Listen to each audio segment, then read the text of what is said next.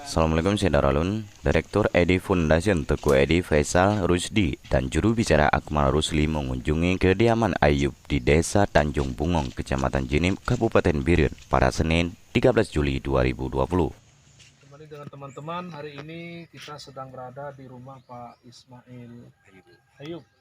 Memang dalam sepekan ini kehidupan Ismail Ayub, pencipta logo Kabupaten Biren, kerap diberitakan oleh berbagai media, baik itu Lintah Nasional dan Mualim TV. Di samping telah dikunjungi beberapa pihak terkait, baik itu dari kalangan legislatif, pengusaha, hingga lembaga kemanusiaan Edi Foundation. Jadi itu yang PT GI Indonesia. Kedatangan tim Edi Foundation yang selama ini dianggap sangat responsif terhadap problematika sosial di Aceh tergolong unik. Hal ini karena kedatangannya tidak hanya memberi solusi jangka pendek seperti bantuan sembako, melainkan solusi jangka panjang seperti harapan pencipta logo Kabupaten Biren.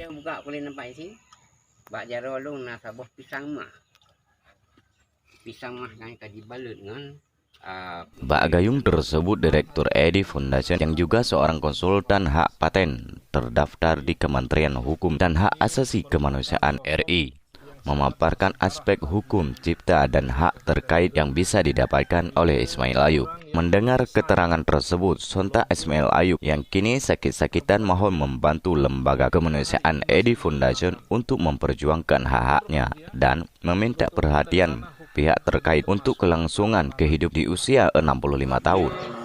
Gubernur DKI Jakarta pertama. Minggu 60 pun. Dro ka meninggal gubernurnya.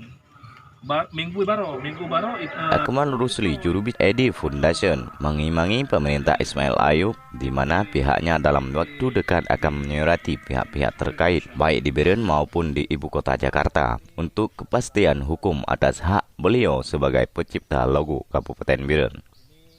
Menurut Tengku Edi, hasil karya Ismail Ayub sangat patut dihargai dan dikenangkan sepanjang masa, salah satunya dengan mengurus hak paten untuk Ismail Ayub. Edi menambahkan ini merupakan hasil karya yang fenomenal dari Ismail Ayub yang sangat layak dipatenkan. Jangan di kemudian hari ada orang lain yang mengklaim sebagai pencipta logo Biren.